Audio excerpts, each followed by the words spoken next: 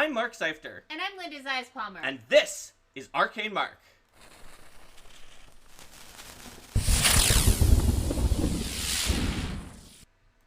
Hi, everybody. Welcome. And welcome back to Arcane Mark. Today we're going to be continuing the talk about the stuff that happened in my Shattered Star campaign. That's right. This was a game that I ran solo for Mark back in 2013, I realized when I was looking at the files. So let's start off with who these characters are that we have in this That's game. right. So for a brief recap of the PCs, we have Cordelia Perseus, who is a diviner wizard from Taldor, who happens to have, by this point in the adventure, intentionally reincarnated herself as a slime? Not as a slime. In the body of Sorshen, the Rune Lord of Lust, due to the fact that she believed that having, as a Taldan noble who was aspiring towards the rank of Marquise, she believed that, being in an Aslanti ancient Thessalonian body was a useful thing to do. And so she did it. Then there's Aryan Road Thriceborn, who is a Fey sorceress who is a devotee of Mac the Three, who's one of the eldest of the Fey, who's like a triple goddess of past, present, and future. And Aryan Road is a little unstuck in time and will sometimes see events out of order in a way that causes her to be a little bit confusing. And then there is Memory of Dreams, who is a Kelid barbarian from the realm of the Mammoth Lords, who is a follows oral tradition, doesn't really write things down, and really believes in the idea of the fact that during the day that you listen to the wise advice of a sun shaman, and during the night you listen to a wise advice of a moon shaman. And in this party, Linda's two characters are the sun and moon shaman, so to speak. Yes. A dervish dancing Sarenite bard who from Taldor, and a cleric of Tsukio from an Azamar cleric of Tsukio from Tiansha. Yep, I mean that is more on point than usual, because I would play all these characters in Pathfinder Society, and with Memory, I would look around at the rest of the party and ask if anyone worshipped Sarenrae or Desna or Tsukio or something like that, and find someone who is the most similar to that, and then just have Memory ask them for advice on everything, including if Coulson Maldris sent him a message for his faction, even if this other person was in a very rival faction, he would give it to them to read it to him, and it was usually pretty funny. And it worked out pretty well, just because he's very he's not your stereotypical barbarian. In this adventure, he's been saving animals to train them, and he really thinks things through, but he also really believes in working together and following the advice of someone who's really wise. Between that and my, shall we say, not the world's highest wisdom paladin of Shizuru, whose general approach to faction missions would be Amara Lee has made the following request of me to perform during this mission. Yeah, Memory's just lucky that Kato was never his sun shaman for the adventure, because that might not have worked out well. Yes. Because Kato does not have wise advice to give him. But not she sure at all. Is honorable. No, she's honorable. But she's not in this. She's not in this. She's not appearing in this film, but what this is a reference to is that all 5 of these PCs were also our Pathfinder Society PCs. Mm-hmm. We started this campaign, we knew Shattered Star was the adventure where you're all Pathfinders, so we figured, hey, you know what? Let's use the ideas from 5 of our favorite Pathfinder Society characters, and it became more as cohorts started getting into the mix as well. That's true. We didn't quite pick up the cohorts yet at this point, but we later picked up Lazarel and Malik later on in the adventure. So, that all being said, those are our characters, and we had just come back from the Ladies' Light. Yes. Having solved the problems there and having figured out about the issues with Ashamintalu, who was in there, having grown your army of construct buddies to include Glassamentaloo. Yes, Glassamentaloo was added to our the Glass Golem.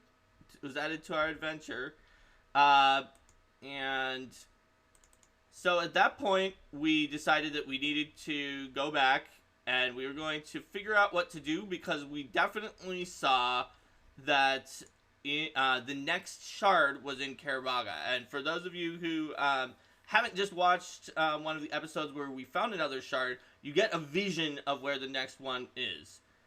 Actually, no, hold on for a second. Back up for a second. We hadn't figured out it was in Kaer Maga because it was in this it was actually very hard to tell where it was, now that I remember. Because it was there was like this horrible pillar of dead angels, and it was like, it was creepy, and it was like, where the heck is this? We don't even know where this is. It doesn't look like a place that it could be. So we went back to Sheila Heidmark, and for a little while she was researching and subtly sending out notes and information, because we still didn't want the Aspis Consortium on the trail of the shards, and as far as we knew, they weren't quite on it yet. Although a lot of other people knew what you were up to, which is kind of the meme for this, because this adventure path has like lots of little quests and hooks in the inside front covers and back covers of the AP. But in order for you to get those quests, you have to have some NPCs who have, shall we say, old school first edition Pathfinder Society meta knowledge of everything that you're doing. Yeah. So there was sort of this joke that we are on a secret mission. You're on a secret mission, but everyone knows. Yep. That was always fun. So we needed a little bit of time in order to for Sheila Heidmark to figure out where it was. And so we went on a few side quests at that point. Yes. And Linda pulled out some side quests from the back of Asylum Stone. They had a variety of levels, so she did the ones that were of appropriate levels and mixed in Dawn of the Scarlet Sun, a free RPG day adventure noted for its brutality and kill rate. So at that point, But I'm not a particularly killer GM. Well, and also just the fact that I think we may have been a little higher level than it was, and to be noted for brutality and kill rate in a free RPG day adventure, you don't actually have to be hard for a group of like experienced players. You have to be something that is completely unfair for like new people who came to play on free RPG day. And not people who have these characters that they're familiar with and have built up throughout. I see we've got some first-hand experience. In yes, TPK we've got a TPK in the chat on Dawn of the Scarlet Sun. So this is not hypothetical. So we started with an adventure that went back into the Mush Fens where we had gone before, and there was a problem with potentially like will-o-wisps and boggards. There were ships that were vanishing in the fog, and they were trying to figure out they're trying to figure out what was it, just people crashing on the reefs. It didn't make. It didn't really make sense that, because like they scattered out under water. What was going on? Who was causing these crashes? Or what? So we headed out to figure out what was going on. Who was causing these crashes? What we found out was, let me see, what was causing crashes? It was the boggards of the Seafoam tribe. That's right. Along with their will-o-wisp allies. So we fought against them. They were crashing ships and then dismantling them, and then the reason they were disappearing is they were being crashed and then they were being dismantled in the middle of the night. Oh, so for the materials? For the materials, so that people wouldn't see what was going on. That's okay. So I remember we fought against some boggards and will-o-wisps there, and that there was I think you hinted at some kind of a Nimbaloth connection that might have been involved, plus Goglunta, of course. Yes. Uh, Well, I mean, if you got Will-O-Wisp and Magnemar like area, you're probably gonna have a Nimbleoff connection. Like, let's be real. yeah. So we were able to deal with that, and we came back and found that there was a string of serial killings with our good friend, what was her name? The lieutenant from the Magnemar Guard, Cassidy. Yes. So Cassidy told us that there were some serial killings, and she saw how good we were at solving like every other possible thing when we were in the first adventure. Was curious if we could figure it out. So we were able to figure out that this Scarlet Sun, who was killing Sarenrae cultists, Sarenrae worshippers, not cultists. Mm-hmm. We thought about it, and we thought about the enemies of Sarenrae, and we made like our own little list, and we're like, maybe it involves Shamira. That's a demon lord who specifically hates Sarenrae. And we looked around, and we eventually managed to do like some skill challenges that were able to figure out that the Scarlet Sun is this ridiculous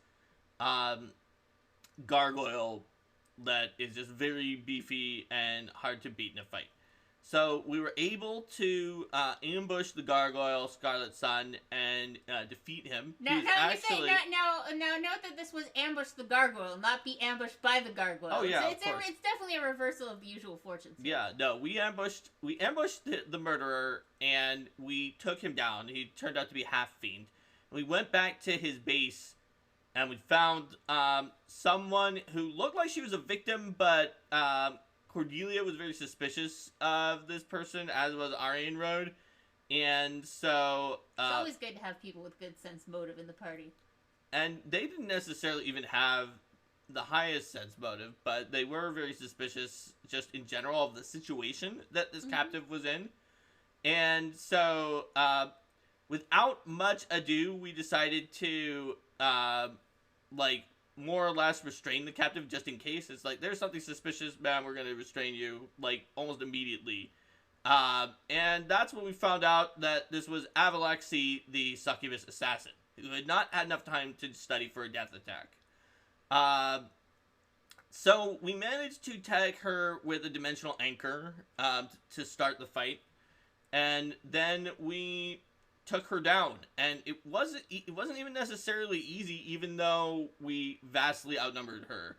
Yeah, and she had dominated some of the other captives as well to come in and force them to fight on her side. They were obviously not very strong, and we also didn't want to hurt them.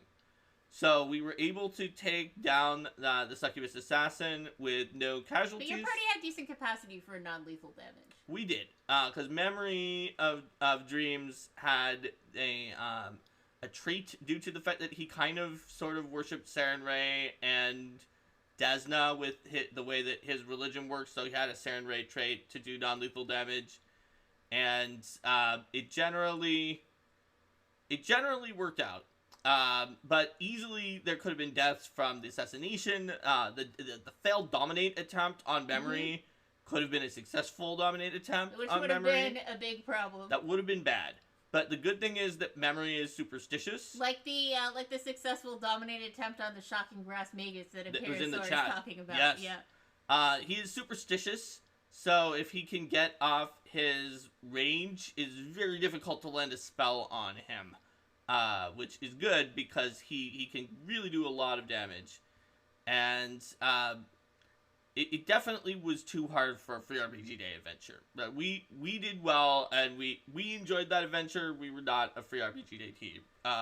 So then after that, we found out that there was more, some kind of more murders and other things going on that we were worried about. And so it's like, and at this point, I think you were also starting to ask the guards, like, basically, what are you even doing here? We were. Why is Magnemar, like, why are there so many murders in Magnemar? How does anyone live here? Well, the guards were saying they thought maybe it was all the Scarlet Sun, but we determined that it was not the same MO. Maybe it was part of the same Shamira cult that had Avalexi, and they asked if we could clean up the second string of murders that they thought was all one string of murders. even though it didn't quite have the same call signs. They were like, but surely Occam's razor is not that we have two separate serial killers, right? It's that we have one serial killer.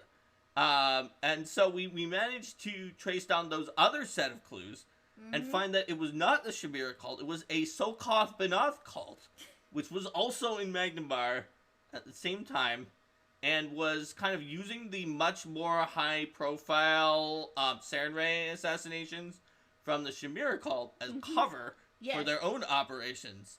And they had, like, a little, like, murder and probably worse stuff house, because Sokoth B'Nath is is the demon lord of, like, stuff that we're not even going to talk about on this show because it's a family show.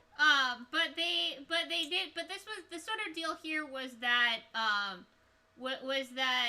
this was all wrapped up into things that were going on deep within the lowest levels of Magnamar's prisons. That that this was a serial killer, which are known as the Hells. Yes, that this was a serial killer who had been caught and imprisoned, but was still having influence out in the world. Was still able to get past messages back, and was still the mastermind. And so we eventually realized that even from prison, this serial killer was managing to, because guards gave us resources, and we eventually realized, based on our knowledges and the resources, that it matched this old serial killer. And so we told them, and they were like, oh yeah, he's deep in the bowels of the Hells. Like, couldn't have done it. We're absolutely sure he didn't leave. But we'll let you question him. So we wound up having that, question the serial killer moment.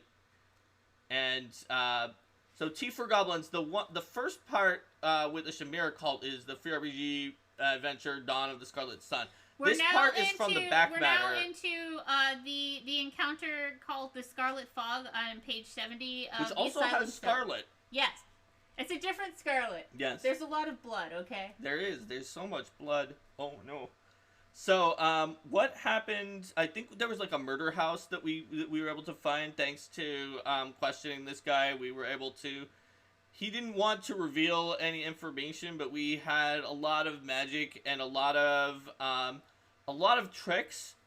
And so we were eventually able to get some information, and I think like Arian Road was able to figure out one of the people who was visiting him and like pretended to be that person, and was able to trick him into revealing more information that he intended to reveal, which was able to we were able to use to track down like their murder house. Yeah. And the person who was operating there tried to use a similar technique as the succubus in the other adventure of pretending to be hiding and disguising among the victims of demonic cults, and then being someone who has murder abilities. In this case, a slayer. Yep. Unfortunately, we had just literally fought against that exact same tactic. Yes. And so we were really primed to be suspicious of the victims. And so it turned out that the slayer among the victims was like, he was like, how did you know it was me? It was like, well, too bad. You're not as good at disguise as a succubus who literally just tried to pull the same shit on us. Yep, basically. He's like, darn those Chimera cult, they were always upstarts or something like that. Yep. And so you were able to stop the perpetrator and help the actual victims who weren't perpetrators using disguise magic to pretend to be victims and attempt to kill you. Yeah. Funny how that worked. So, at that point, the guard were, like, bending over backwards, thanking us for ending 2 serial killings and the disappearance of ships. And that's when, at about that point, is when Sheila Heidenreich came back and says, look, okay, this sounds like a legendary demi-plane that's in Kaer Maga. As far as we can tell, that's where it is. So, you have to go to Kaer Maga. You have to figure out how to get into that place, which we have no idea. And I've chartered a river boat for you that can go down the river and take you to Kaer Maga. It's a long trip, so bring some work to do on the way. And when you get to Kaer Maga, you're gonna have to start by gathering information there, because who knows exactly what's going on, but it's some weird place that has been associated in folklore with Kaer Maga, and that even no books indicate how you're gonna get there. And even if you like, and Kaer Maga is not a city where you want to have to search for a needle in a haystack, right? Because it's got all of these districts above ground that are in this chaotic maze, and then below ground it has levels upon levels from that trace back to the far distant ancient past, thousands of years ago. Some of them are so old they were there before the Thessalonians came there 10,000 years ago. Yeah, so you've got these warrens that nobody knows the full extent of, and all sorts of stuff going on down there. So when it's like, oh, not only is it hidden in Kaer Maga, it's hidden in like this weird demi-plane thing connected to Kaer Maga. It's like, good luck. That could literally be anywhere. Oh, Technological Pizza says, oh no, they're genre savvy now, the demons. Yes. Sub-only chat. Sub-only chat. Thank you for gifting subs, Rico. Yes, thank you very much. You're getting your XP bumps. So, this seemed like a very tall order, but our group are very good at schmoozing, and our theory was that since some of the shards have been, like, stirring, it was possible that someone had noticed a weird thing going on, or there are many secret keeper factions in Kaer Maga, and maybe one of them actually did know how to get into this story demi-plane, and they just didn't tell anybody because there are many different factions, all of which keep numerous secrets from everybody else that are in Kaer Maga. So that was just generally our plan, was to go there. We could try to leverage some of the connections that were made by the Pathfinders Society during the City of Strangers arc, to see if any of those people could help. And when we got rid of the Shadow Lodge splinter cell that was there, and so we went on the riverboat. But this is one of those adventures that does a good job of avoiding the pitfall of, like, you traveled for 10 weeks and the journey proceeded without incident. Nothing of interest happened. You were teleported here as if. So it had a lot about talking about what the journey was like aboard the Lucky Jenny, the magical paddle-wheeled ship that took you up the river. It wouldn't be a journey on the river anywhere near Magnemar if there wasn't more ambush. If there wasn't more boggart ambush. Yes, we were ambushed by the soreback boggards, and I know that because during all of the adventures we just did, the side quests, we killed Avalexi the succubus, but we did not kill any of the other ones. Any of the other things we faced, for example, we sent the Scarlet Sun to jail. So we killed Avalexi, and we also sent some of the cultists back to prison, but we did kill the chief of the Soreback Boggards in the fight. Because the Soreback Boggards were abducting people, and basically the chief had grown sick of the fact that captives were escaping, and so decided to lead his own war party to capture more powerful people. And the PCs were, unfortunately for the Boggarts, the PCs were the people they decided to target. It was a really bad move. It was a really But bad move. we tried to see if there was any chance that the chief would back down, and he was vehement that he wouldn't. We had no way to stop him other than killing him, because the riverboat couldn't just take him back. He was a cleric of Gugunta who was wearing a belt with a symbol of the Pathfinder Society on it that he had looted from a Pathfinder he had murdered. Correct. So, there's not much. And he was very unrepentant about that. Yep. But he was like the 34th thing that we had killed in the adventure, and 6 of those were Fuath gremlins that were killed in one encounter, with a hag who we also killed. So we barely kill anything, usually. Oh, actually, no, this one wasn't one he had murdered. This was actually Eondo's Klein's belt that had gotten left behind when Eondo Klein previously escaped the Boggart.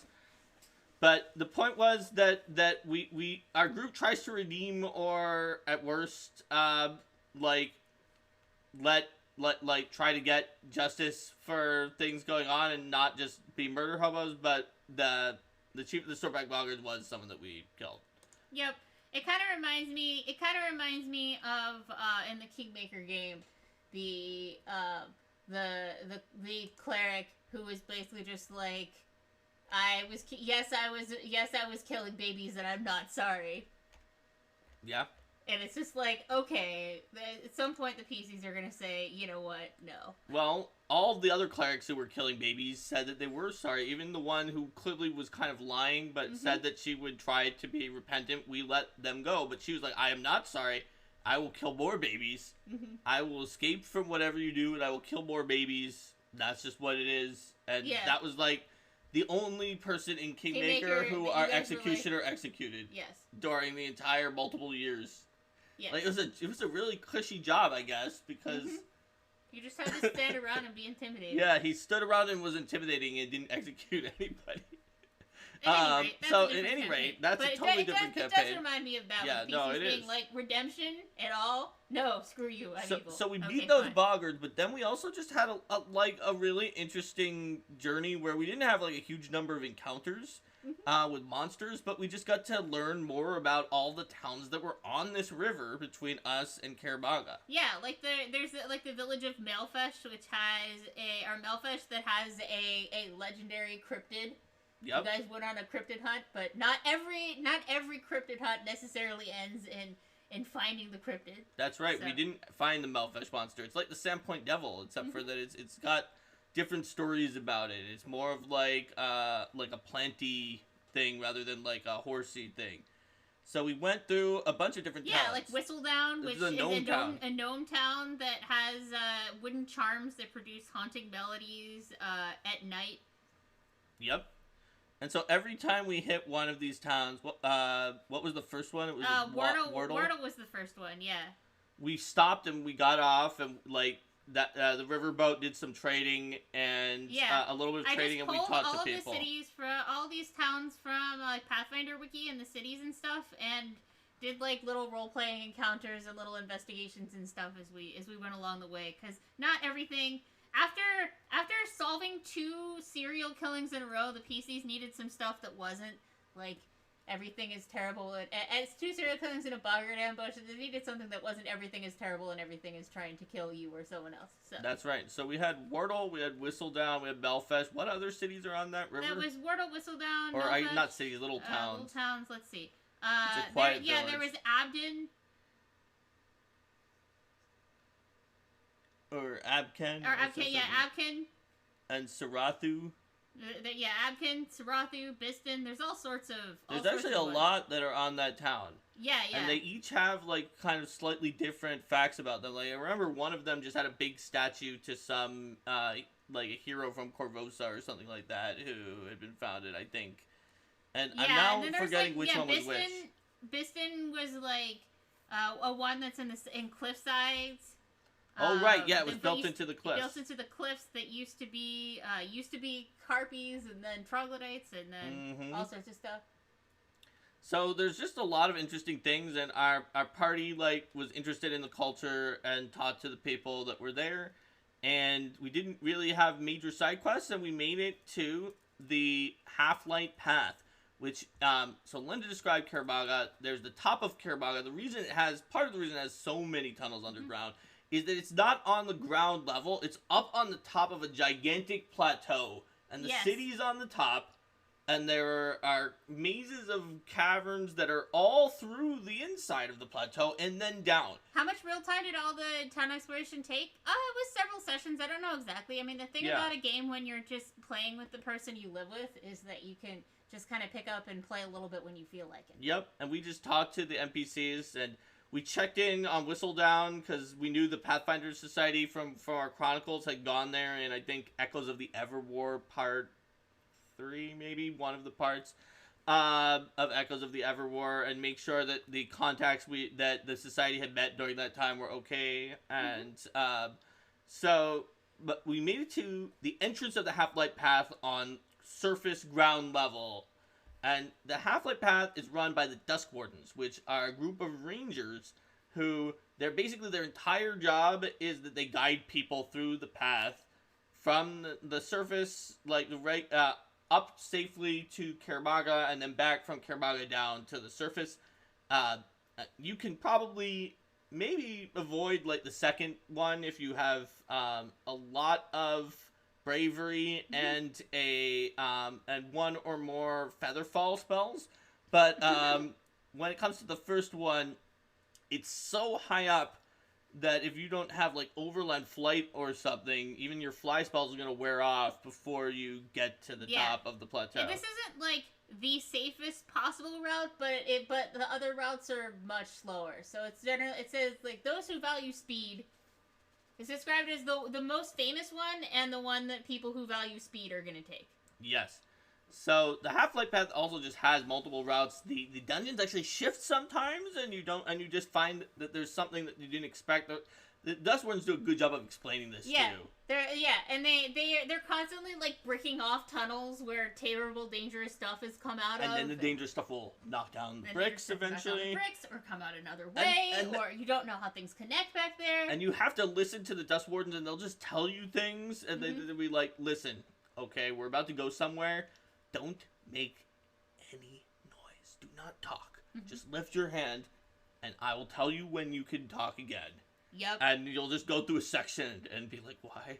Why do we have to do this?" But okay, we trust them. They know what they're doing. And they don't explain until after you get past the section what terrible thing you just walked like past. Any sonic vibrations would have set off like a crystalline explosion with spores or who knows. Yeah. The point is that it's very dangerous, it's very confusing, and there's all sorts of things that are there, and if you go off the beaten path, you could get lost forever. So we were going through the Half-Life path, and we were just kind of, minding our own business, and we were walking along this kind of narrow tunnel. It wasn't so narrow, but it was just like, 10 or 15 feet wide. That's enough that multiple people can be walking abreast. When suddenly, out of nowhere, the side walls of the tunnel collapsed and exploded. There was one of these the brickwork barricades that just went poof. And not in front of us where we could have seen it, not behind us where we could have seen it, and there was no warning that this would happen. So it was obviously a surprise round in PF1 for the other side. Just suddenly we were in the radius of 3 Sugathi. So remember, if you were watching the episode where we said 1 Fiendish Sugathi was very hard in Curse of the Lady's Light. Because you only made it because one of your PCs happened to be taking a bath in greater level 20 greater dispel magic every round pool. Yes. And this encounter with 3 Sugathis is more or less the most difficult as written encounter in Pathfinder 1st Edition that I've ever seen. Because it's 3 Sugathi. They happen out of nowhere. It's while you're journeying for hours. So like, what buffs do you have up? Probably mage armor. And they get a surprise round, and you're in the aura immediately. So there were a lot of issues from this, as you might imagine. The only reason that we didn't TPK is because somehow memory made a lot of saves against the auras and and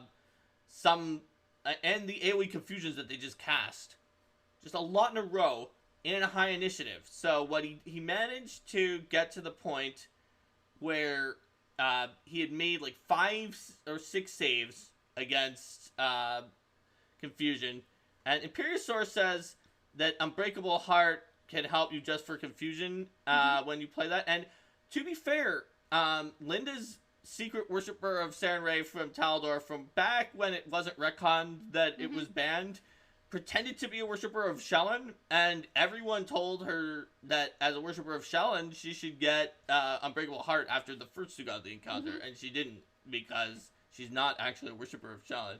And people were very upset after the second one. Yes. But she didn't. So she didn't. It was not good. So what happened was that Memory managed to make like 6 will saves somehow. Like, even the people with better will saves than him, and he's superstitious, but he couldn't go into rage, right? So even the people with better will saves than him, when you're rolling 6, you're probably gonna fail. Yeah. like, you have an okay chance at rolling a natural one, but if you don't make it on a 2 or 3, like, when you roll 6 times, you're probably gonna fail. So he made it. He went quick. He ran up and started attacking one of the Sugathi and did much of the health of that Sugathi just on his first turn. Then they threw another confusion and he immediately failed. Yes. Everybody else had already failed. Now, fortunately, there were 5 PCs and 1 NPC. And so there were 6 people, because the Sugathi each one can control one of the people who's confused. And by control, I don't mean they completely puppet your turn, but they can pick whether you act normally, which they will not pick. Whether you babble incoherently. I will point out, this encounter has 3 Sugathis for 4 PCs. Yeah, we had 5. You had 5.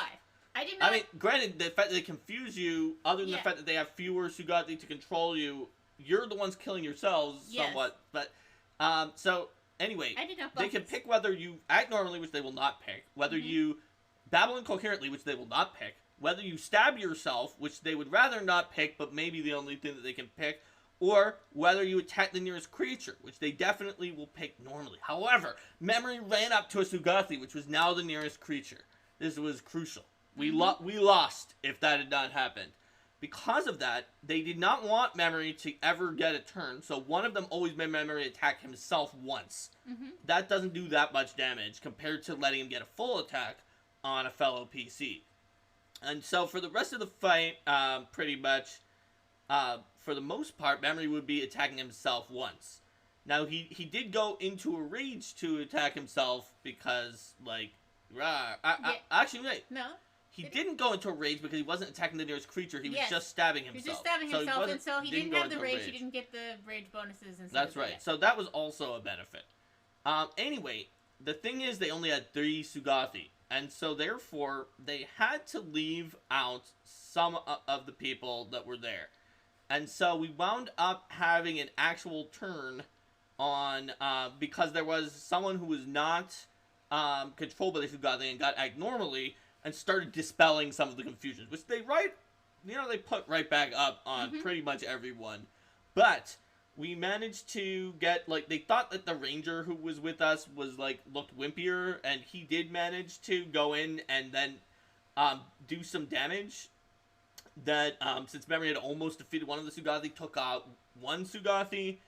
We dispelled one of the confusions with a dispel magic, and when they only had 2 who could automatically control us, they started running out of their 3 times per day confusions. Now, they still had a round-by-round confusion aura, but if that was the only thing that confused you, then you could get out of it on the next round by making your save. Sugathis are nonsense.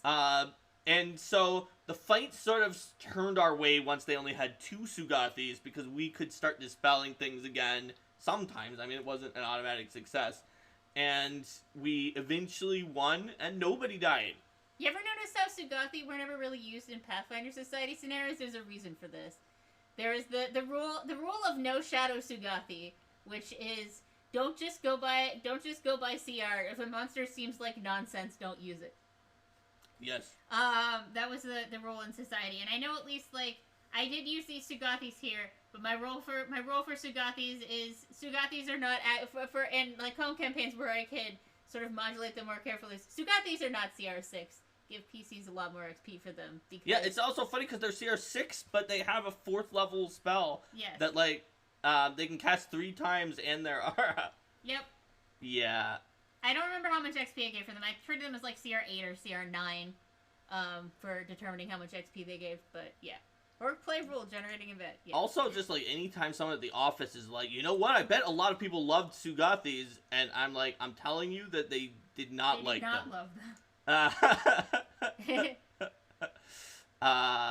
So yeah, that was the encounter with 3 Sugathi, which I promised we would do, and we did make it to Kaer Maga, where there was all sorts of amazing roleplay and like factionalism, and like we learned about all the different groups in Kaer Maga, but that will be next time. Next time, Gadget. Next time. So thank you all for joining us. Yep, and we'll say bye to YouTube. Bye, YouTube. Bye.